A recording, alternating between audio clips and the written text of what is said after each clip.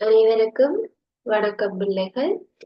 இன்று நாங்கள் தரம் 6 மாணவர்களுக்கான விஞ்ஞான பாடத்துல நாங்கள் வாழ்விற்கு மின்சாரம் என்கின்ற பகுதியின் தொடர்ச்சி தான் பார்க்க இருக்கிறோம். இப்ப நாங்க இதுவரைக்கும் வாழ்விற்கு மின்சாரம் என்கின்ற பகுதியில படிச்ச விடயங்களை ஞாபகப்படுத்துவோம். நாங்க இறுதியாக நடந்த வகுப்பில மின்னை கடத்தக்கூடிய பொருட்கள் மின் கடத்திகள் என்றும்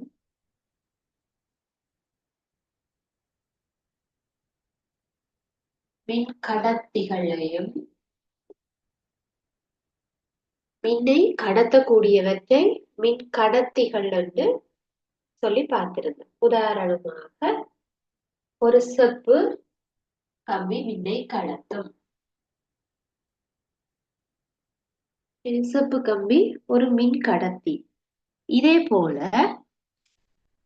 சில பொருட்கள் வெள்ளி, அலுமினியம் இவை மின்னை கடத்தக்கூடியவை என்று சொல்லுவோம். வெள்ளி,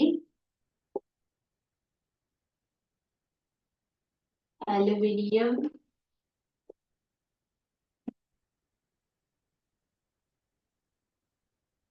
சரி, இவை மின்னை கடத்தக்கூடியவை உலோகங்கள் என்று சொல்றோம். உலோகத்தாலான பொருட்கள் மின்னை கடத்தும். பாருங்க, இரும்புலையும் மின் கடத்தப்படும், அது ஒரு உலோகம். அந்த மாதிரி மின்னை கடத்தக்கூடியவை மின் கடத்திகள் என்று சொல்லுவோம். மின்னை கடத்தாத பொருட்களை மின் காவலிகள் என்று சொல்லுவோம். மின் காவலி. மின் காவலி என்று சொல்லப்படுவது மின்னை கடத்தாது. அப்ப அதுக்கு உதாரணங்கள் பார்த்தோம்னா பிளாஸ்டிக்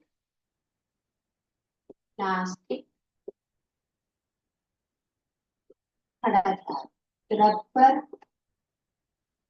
கடத்தாது, சரியா, மரத்தால செய்யப்பட்ட பொருட்கள் கடத்தாது, கண்ணாடி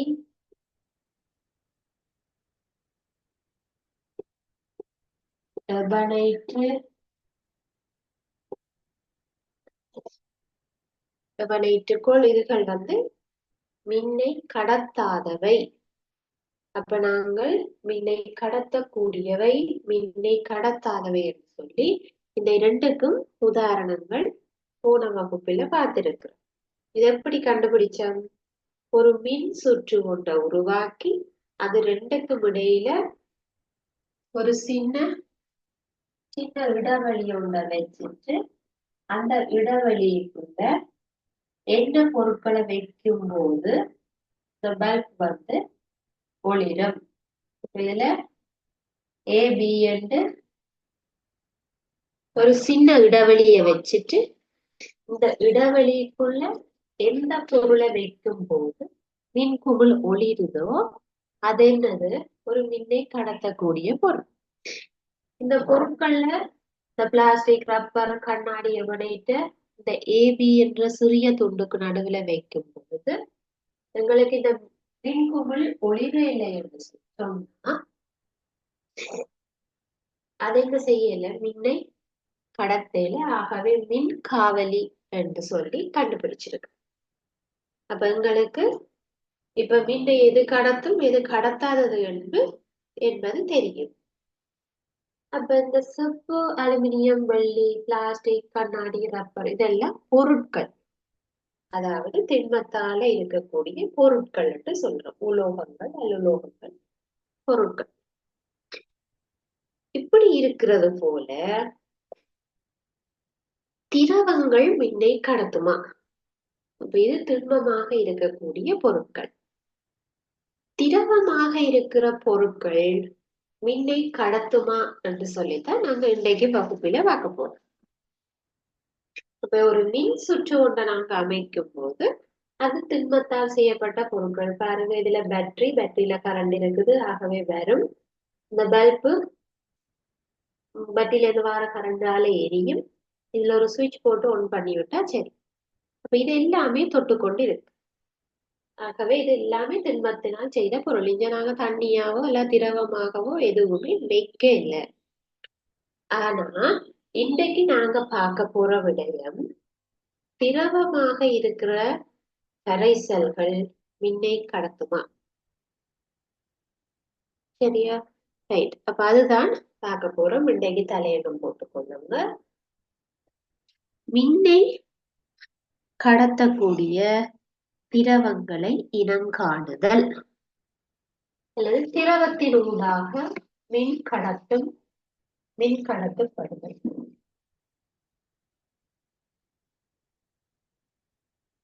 இன்றைக்கு ஹெடிங் போட்டுக்கொள்ளுங்க. திரவத்தினூடாக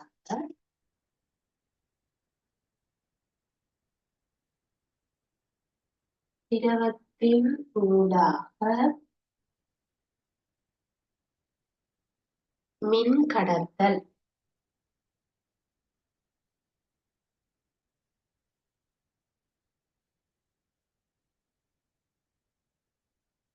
திரவத்தின் ஊடாக மின் கடத்தல்.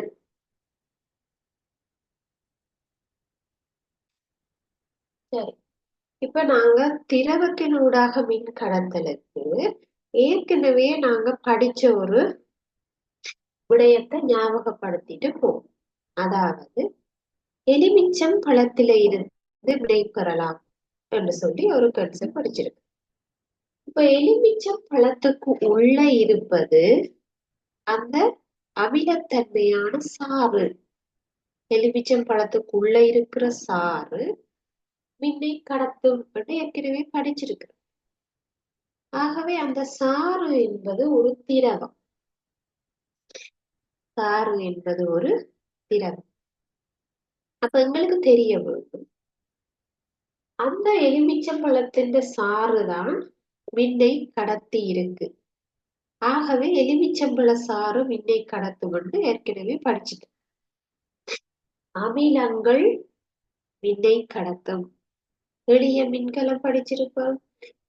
ஐதரோகுளோரிக் அமிலம் இல்ல 5 அணு சல்பூரிக் அமிலத்துக்குள்ள நாகத்தகடும் செப்பு தகடும் வச்சா பல்ப் எரியுமா இல்லையான்னு சொல்லி ஏற்கனவே நாங்க பார்த்திருக்கிறோம்.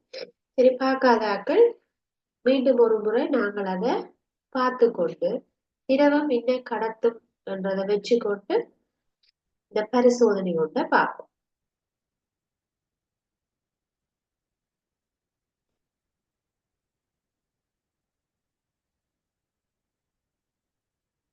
பாருங்க,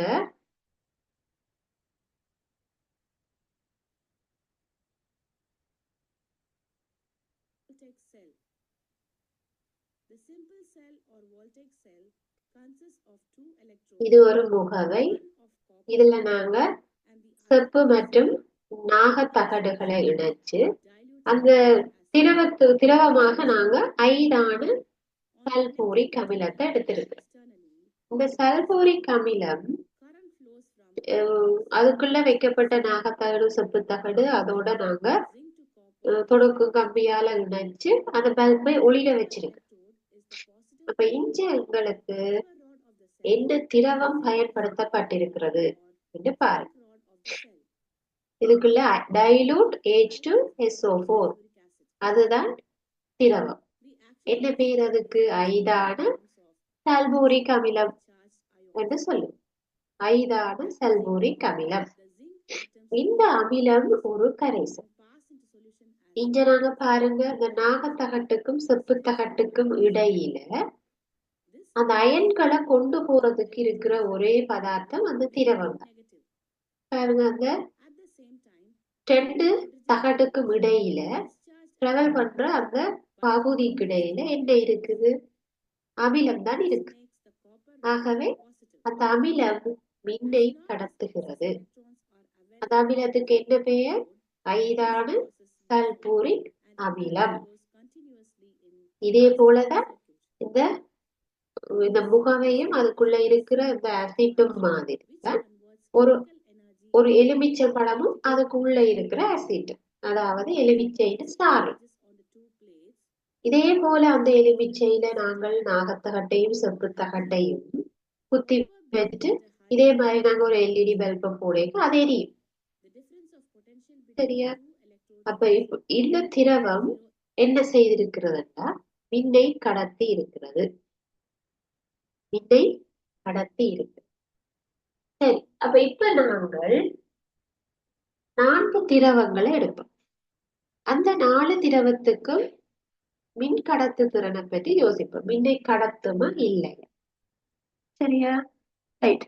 அப்ப எடுத்துக்கொள்ளுவோம். ஒன்று உப்பு கரைசல்.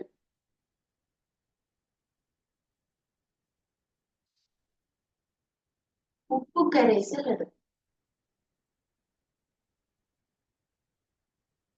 இதே மாதிரி முகவைக்குள்ள உப்பு கரைசலை விட்டுட்டு 2 கார்பன் கோள்களை வச்சு ஒரு பல்ப் போட்டு அது எரியுதான்னு பார்க்க போறோம். உப்பு கரைசலுக்குள்ளால கரண்ட் போகுமா?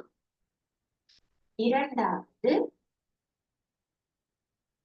எடுக்க போறோம் மண்ணெண்ணெய். மண்ணெண்ணெய்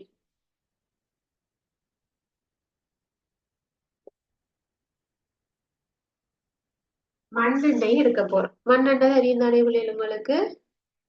ரைட். அது ஒரு எரிபொருள். சரியா? அந்த எரிபொருளை எடுக்க போறோம். மூன்றாவது எலுமிச்சை சாறு.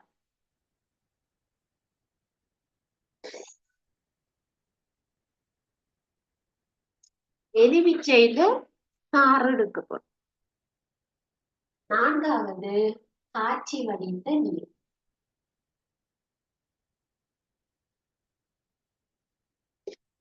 காய்ச்சி வடித்த நீர்.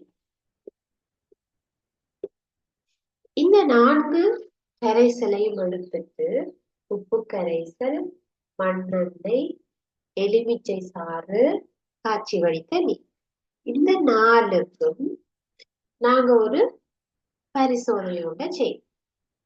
எப்படி செய்யலாம்னா ஒரு முகவையை எடுப்போம்.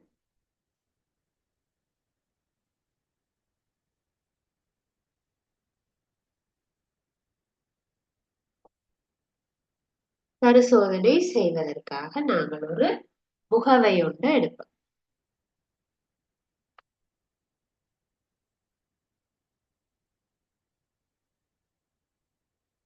அந்த முகவைக்குள்ள முதலாவது என்ன கரைசல் எடுக்க போறோம்? உப்பு கரைசலை விடும்.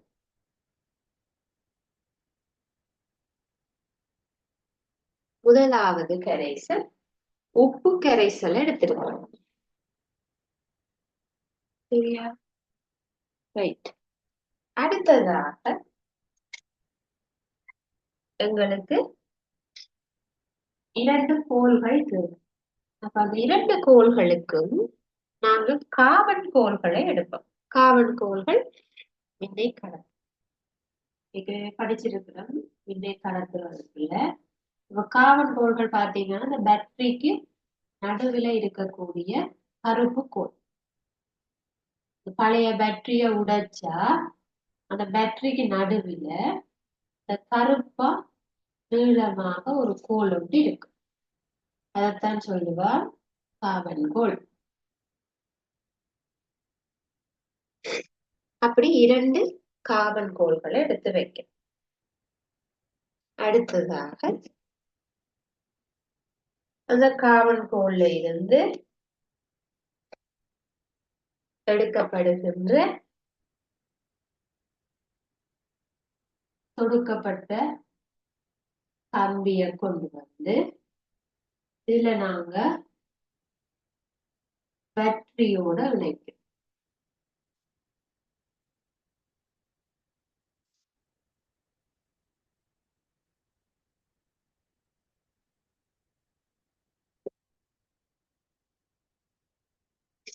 பேட்டரியில இணைக்கிறோம். அடுத்ததாக பேட்டரியில இருந்து வந்தா இங்க நாங்க ஒரு பல்பு போடணும். அப்பதான் எங்களுக்கு தெரியும் மின்குமிழ் ஒளிருதா இல்லையான்னு. மின்குமிழ் ஒன்று போட வேணும். அதுதான் கரண்ட் வந்தா லைட் எரியும். லைட் எரிஞ்சா உங்களுக்கு தெரியும் என்னது அதுக்குள்ள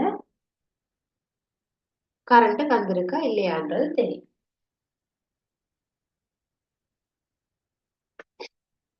சரியா? அடுத்ததாக நாங்கள் ஒரு ஸ்விட்ச் ஒன்ன போட்டுருக்கோம்.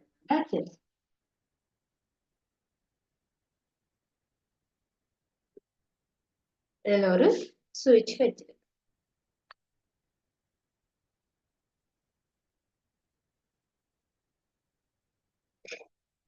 சரி, இப்ப நாங்கள் இந்த பரிசோதனை அமைப்பை ரெடி பண்ணி வச்சிருக்கோம். அப்ப இதுல என்னென்ன பொருள் எடுத்திருக்கிறோம்? இதுல இருக்கிற 2 கோள்களுக்கும் பெயர் கார்பன் கோள்கள்.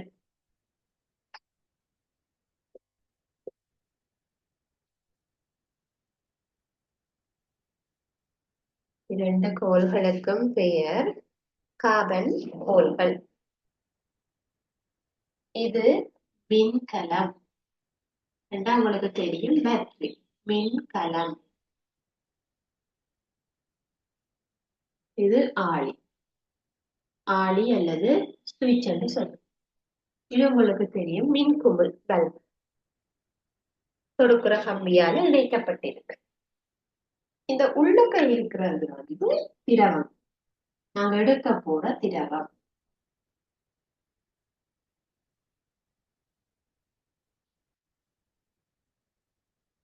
சரியா? இப்ப நாங்க முதலாவதாக எடுத்த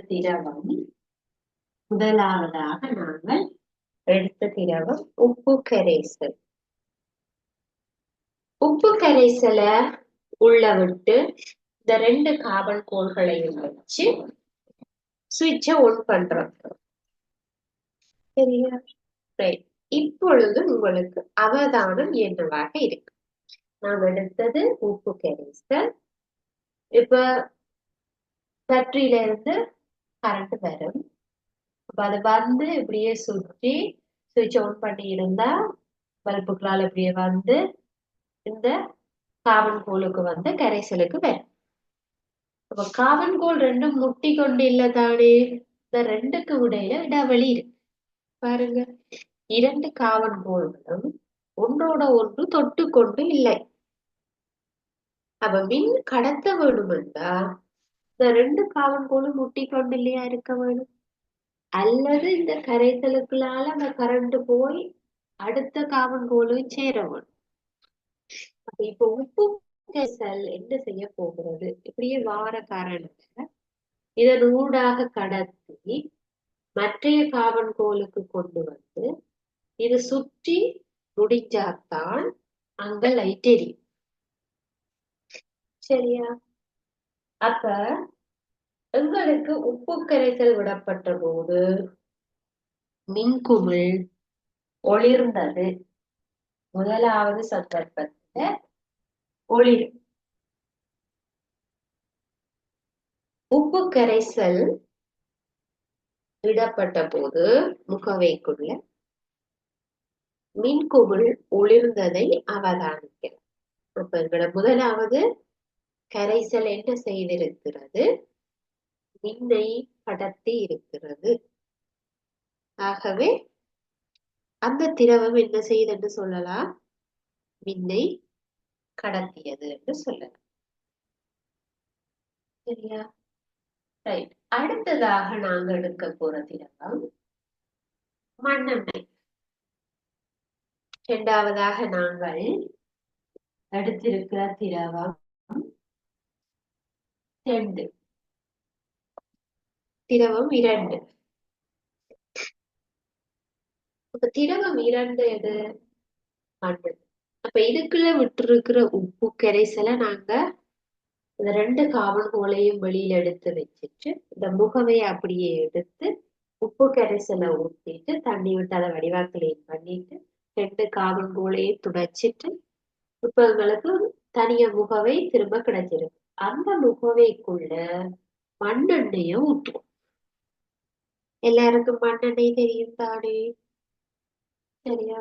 அப்ப மண்ணெண்ணெய நாங்க உள்ள விட்டுட்டு திரும்பவும் சுவிட்சை ஆன் பண்ண போறேன்.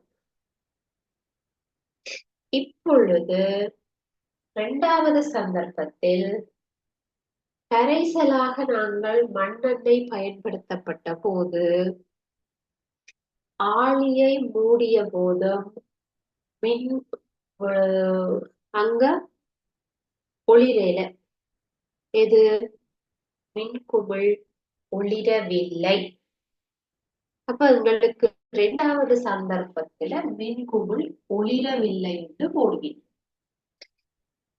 சரி, மின்குமிழ் 2வது சந்தர்ப்பத்துல அங்க ஒளிரே. அப்ப என்ன நடந்திருக்குன்னா பேட்டரியில இருந்து வரக்கூடிய கரண்ட் அது சுற்றி ஓடுறதுக்காக கார்பன் கோள் வரைக்கும் வந்திருக்கும். ஆனா அந்த கரண்ட் மண்ணெண்ணெய்க்குள்ளால போகாது. மண்ணெண்ணெய் இதுல இருந்து இங்கால கடத்த விடாது. அப்ப என்ன நடக்கலைன்னா அந்த கரண்ட் இந்த ஒரு கோளோட நின்றுடும். அடுத்த கோளுக்கு அது இதுக்குள்ளால வராது. இந்தியால பக்கமாக கடத்தப்படையில கரண்ட். அப்ப இந்த பக்கம் கரண்ட் போகாது, ஒரு சைடு மட்டும் வந்தது அப்படியே நிற்கு. அந்த மின்குமிழ் ஒளிர வேண்டுமாக இருந்தால் கரண்ட் சுற்றி ஓட வேண்டும். ஒரு கரண்ட் ஸ்டார்ட் பண்ணின இடத்துல இருந்து அது போல் முடிஞ்சா அந்த சுற்றுன்னு சொல்றோம், மின் சுற்று. அப்ப சுற்றி ஓடுற அந்த பாதையில அது இடையிலேயே நின்றுட்டுதுன்னா அங்க மின்குமிழ் என்ன செய்யாது, ஒளிராது.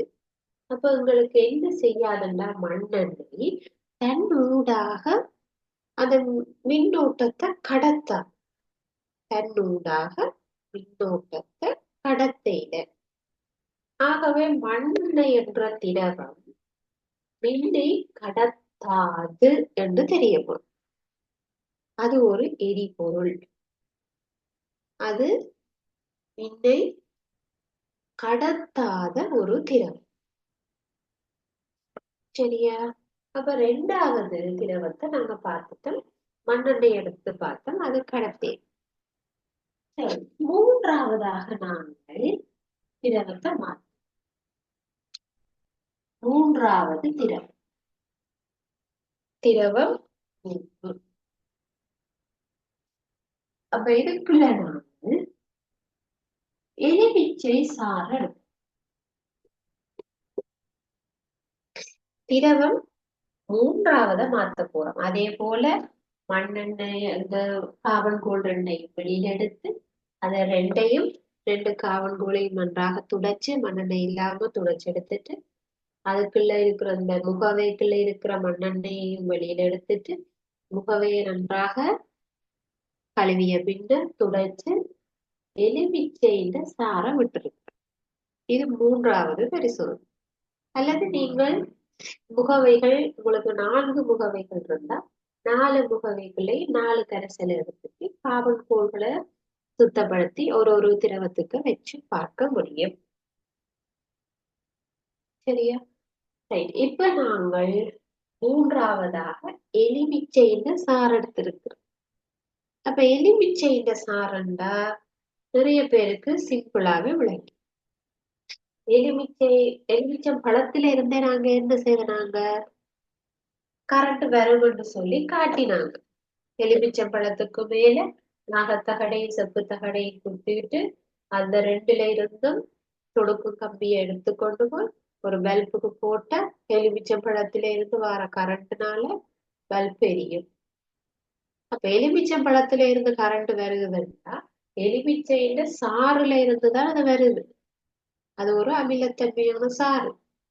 ஆகவே எங்களுக்கு முதலே தெரியும் எலுமிச்சையை விட்டா என்ன செய்யும், ஒளிர வேணும். திரவமாக எலுமிச்சை சாரை விட்டுட்டு ஆளிய மூடிய போது, அதாவது சுவிட்சை ஒன் பண்ணிய போது மின்குமிழ் ஒளிருவதை அவதானிக்கலாம். மின்குமிழ் ஒளிருவதை அவதானிக்கலாம்.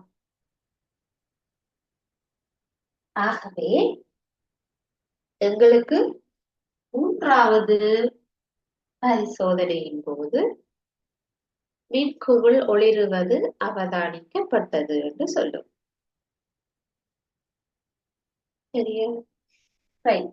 அப்ப உங்களுக்கு எலுமிச்சம்பழத்துல இருந்து கரண்ட் வரும்.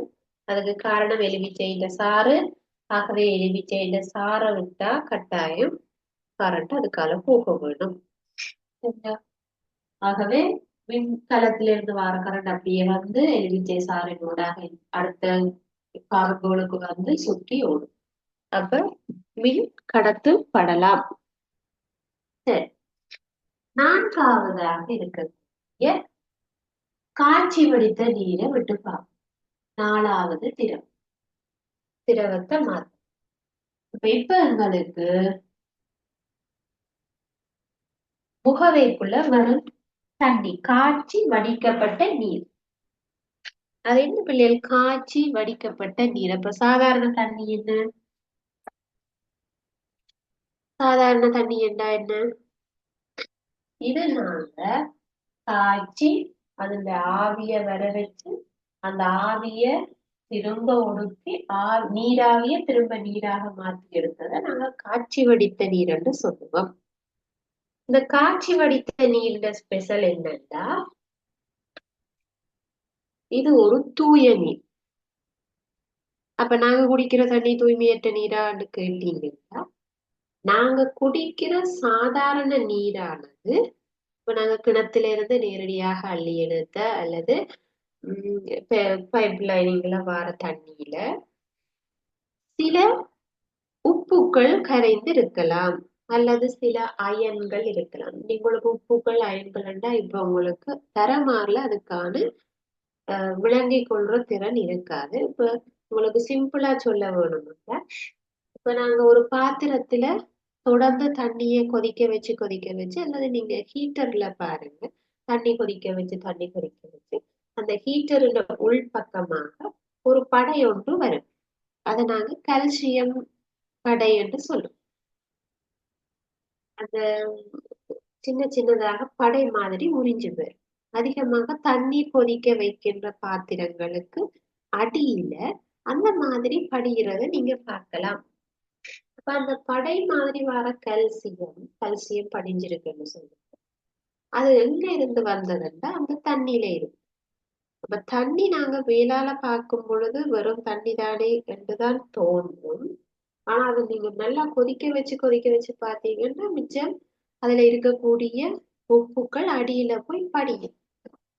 இப்ப யோசிச்சு பாருங்க, கடல் நீர்ல நீங்க கடல் தண்ணியை எடுத்து பாத்தீங்கன்னா தண்ணி மாதிரிதான் இருக்கு. ஆனா அதுல இருந்து தானே உப்பு எடுக்கிறோம். இப்ப உப்பு கடல் தண்ணிக்குள்ள எப்படி இருக்கு? கண்ணுக்கு தெரியாம இருக்கு. அதே மாதிரி சாதாரண தண்ணியிலையும் உப்புகள் இருக்கு, கொஞ்ச அளவுல இருக்கு. இப்ப எங்களுக்கு உப்பு நாக்குல பட்டா தெரியற அளவுக்கு இருக்காது. கால்சியம், சில மெக்னீசியம் அயன்கள், அதுல சல்பேட்டுகள், உப்புகள் கொஞ்சம் அதுல கரைஞ்சு இருக்கலாம். அப்ப அந்த தண்ணிய நாங்க தூய்மையற்ற தண்ணி என்று சொல்றேன். அது சாதாரண நீர் அல்லது கிணற்று நீர். சரியா? இது காய்ச்சி வடித்த நீர் என்பது ஒரு தூய நீர். அங்க நீர் மட்டும்தான் இருக்கல். அதுல வேற உப்புகளோ அதுல குளோரினோ கால்சியமோ வேற எதுவும் இருக்காது. இதை நாங்க தூய்மையான நீர்ன்னு சொல்லுவோம். 100% தூய்மையாக தண்ணி தான் இருக்குமாங்க, வேற ஒன்றும் இருக்காது. அப்ப அந்த திரவத்தை எடுத்து, அதாவது காய்ச்சி வடித்த நீரை எடுத்து வரும். அதே மாதிரி இந்த முகவைக்குள்ள காய்ச்சி வடிக்கப்பட்ட நீரை எடுத்து மின்கலத்தோட வச்சு பல்ப் எடுத்து சுவிட்ச் ஆன் பண்ணிக்கல, காய்ச்சி வடித்த நீரினூடாக மின் கடத்தப்படவில்லை. எங்களுக்கு 4வது சந்தர்ப்பத்துல மின்குமிழ் ஒளிரவில்லை. மின்குமிழ் ஒளிரல. அப்ப இதுல இருந்து நாங்கள் என்ன முடிவுக்கு வரலாம்? அப்ப இப்படி யோசிச்சு பாருங்க. அப்ப ஏன் ஈர கையோட போய் கரண்ட தொடக்கூடாது? இப்ப நீங்க குளிச்சுட்டு போய் ஈர கையோட மின் உபகரணங்களை தொடக்கூடாதுன்னு சொல்றோம். அது சாதாரண தண்ணி. இப்ப நாங்க 5வதாக கிணற்று நீரை எடுத்து செய்திருந்தோம். கிணற்று நீர்.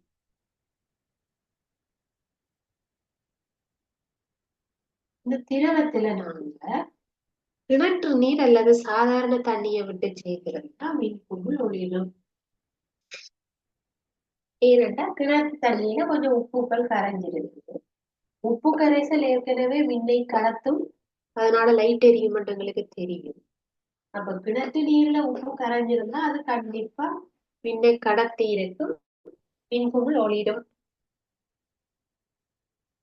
சரியா? ஆனா காட்சி வகித்த நீர் கடத்தாது என்பது தெரியும். அப்ப மின்னை கடத்தக்கூடிய திரவங்கள்ல உங்களுக்கு உப்பு கரைசல், எலுமிச்சை சாறு, சாதாரண கிணற்று நீர், அதே மாதிரி அமிலங்கள். நாம் ஏற்கனவே படிச்சுட்டு அமிலங்கள் மின்னை கடத்தும். அமில கரைசல் சல்பூரிக் அமிலம், ஹைட்ரோகுளோரிக் அமிலம், இந்த மாதிரி அமிலங்களை நீங்க இதுக்குள்ள திரவமாக எடுத்திருந்தாலும் அதுவும் மின்னை கடத்தும். சரியா? அதே மாதிரி இப்ப முதல் நாங்க செப்பு மின்னை கடத்தும், வெள்ளி மின்னை கடத்தும், அலுமினியம் கடத்தும், அதெல்லாம் உலோகம். அப்ப உலோகங்கள் மின்னை கடத்தும், அதெல்லாம் திண்மமாக இருக்கும். செப்பு கம்பி என்ற கம்பி தடிப்பாக திண்மமாக இருக்கும் உலோகம். அதுவே இரசம் என்பது திரவமாக இருக்கக்கூடிய ஒரு உலோகம். இரசம் என்று சொல்லுவோம். இரசம், அதுக்கு பெயர் திரவ உலோகம்.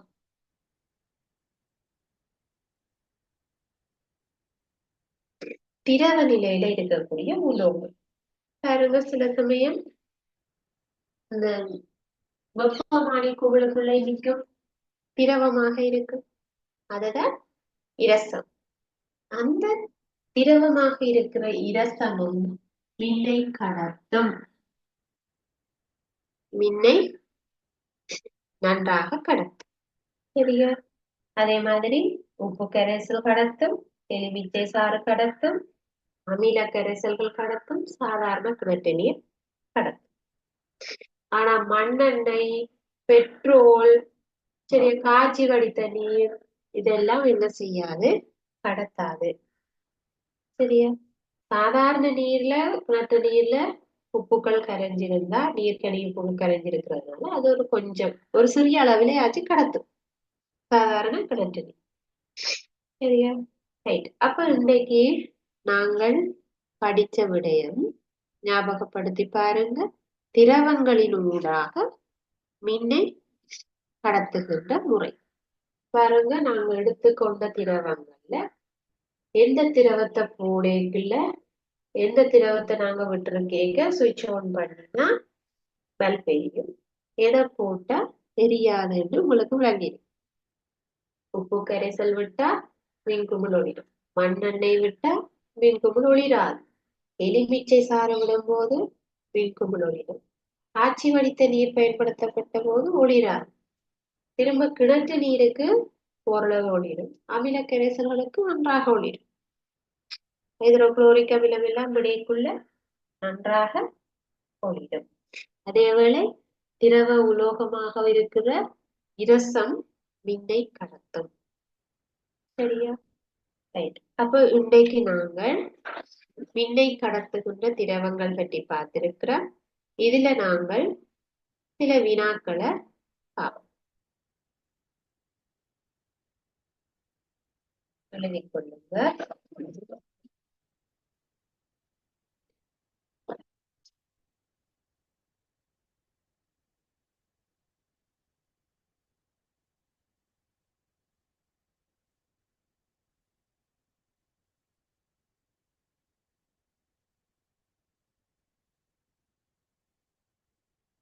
பின்வரும்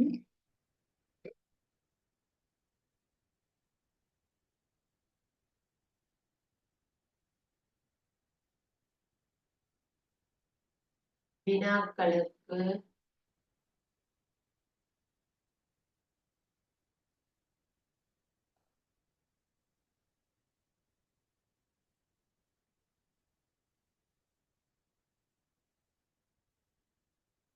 விடை எழுதுக.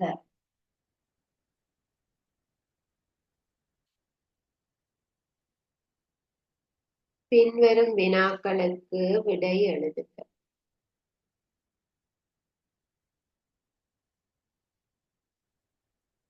முதலாவது, மின்னை கடத்தும்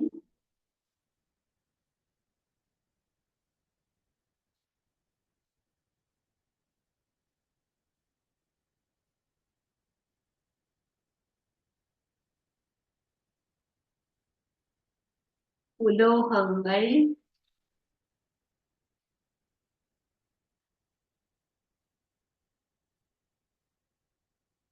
மூன்று எழுது.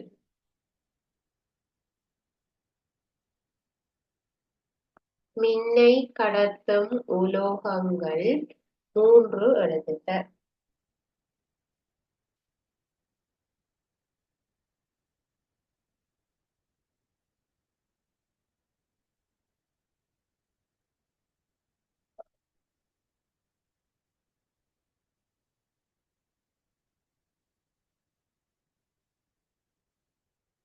இரண்டாவது,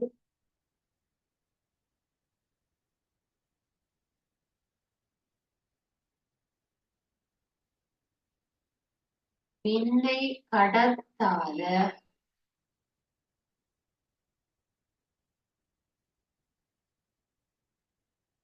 மின்னை கடத்தாத பொருட்கள்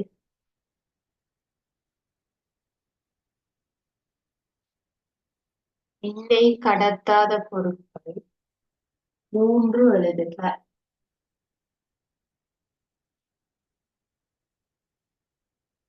மின்னை கடத்தாத பொருட்கள் மூன்று எழுதுக.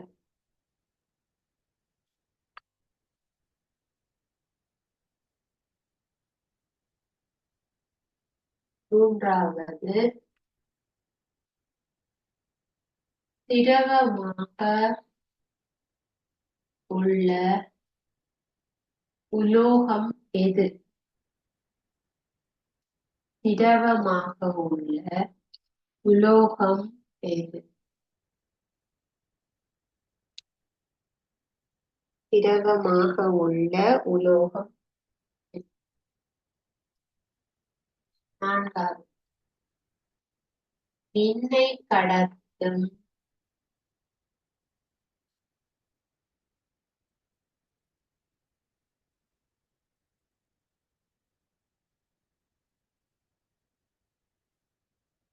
திரவங்கள்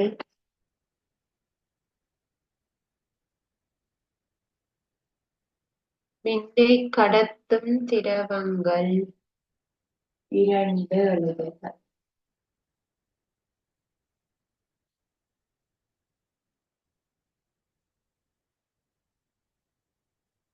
ஐந்தாவது,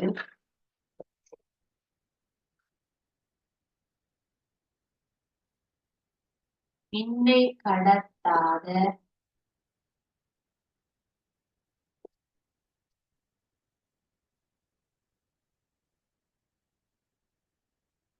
மின்னை கடத்தாத திரவங்கள் இரண்டு எழுதுக. மின்னை கடத்தாத திரவங்கள் இரண்டு எழுதுங்க.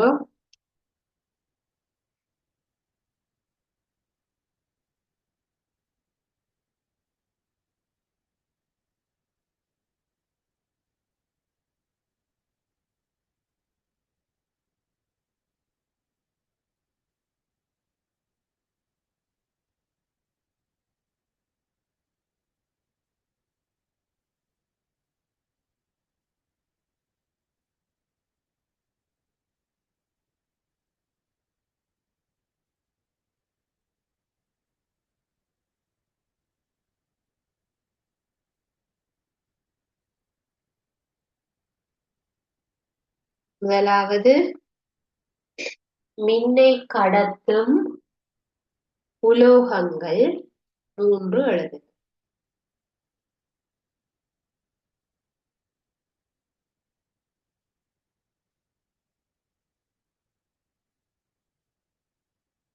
மின்னை கடத்தும் உலோகம் என்றா அது நாங்கள் வெள்ளி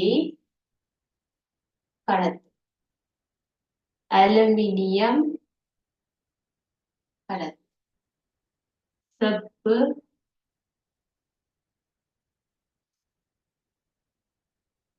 வெள்ளி, அலுமினியம், செப்பு போன்றவை மின்னை கடத்துகின்ற உலோகங்கள். மின்னை கடத்தாதவை கண்ணாடி, கிரிபனைட்டு, மைக்கா, பிளாஸ்டிக், ரப்பர் இதெல்லாம் கடத்தாது. மூன்றாவது, திரவமாக உள்ள உலோகம் எது? லிக்விடா இருக்கக்கூடிய உலோகம் இரசம்.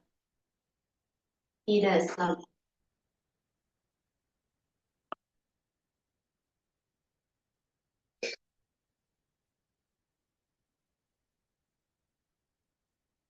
இரசம்.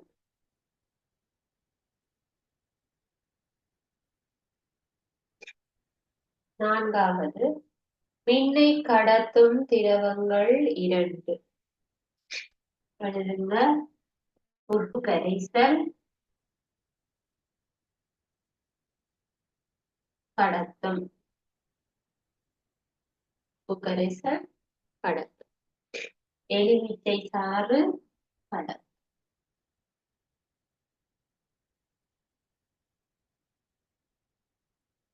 எலுமிச்சை சாறு மின்னை கடத்தும்.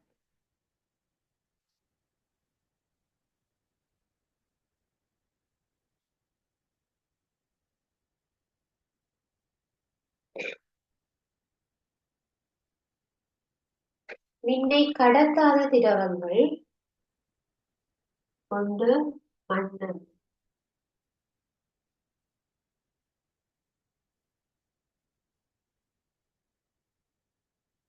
காய்ச்சி வடித்த நீர்.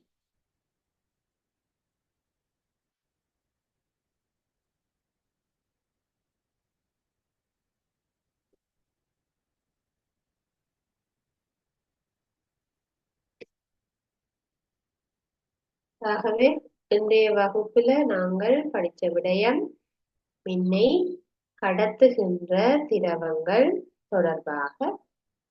உங்களுக்கு இந்த விடயங்கள் யாவும் விளங்கி இருக்கும் என்று நினைக்கிறேன். இதுல உங்களுக்கு ஏதாவது சந்தேகங்கள் இருந்தா நீங்க கேட்கலாம்.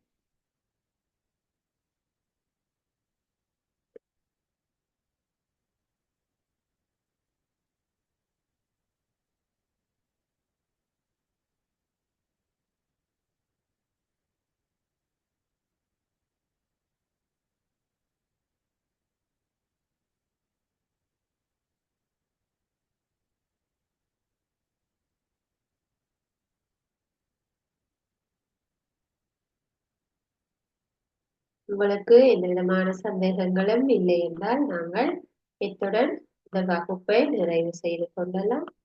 இன்னொரு வகுப்பில இதனுடைய தொடர்ச்சியை நாங்கள் பார்க்கலாம். தேங்க்யூ.